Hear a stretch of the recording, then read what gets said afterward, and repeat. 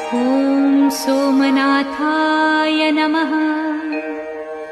ॐ मल्लिकार्जुनाय नमः। ॐ महाकालेश्वराय नमः। ॐ ओंकारेश्वराय नमः। ॐ वैद्यनाथाय नमः। ॐ भीमशंकराय नमः।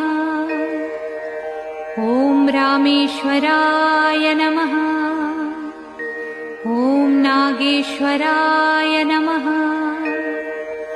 ॐ विश्वेश्वराय नमः। ॐ त्र्यंबकेश्वराय नमः। ॐ केदारेश्वराय नमः। ॐ भुस्मेश्वराय नमः।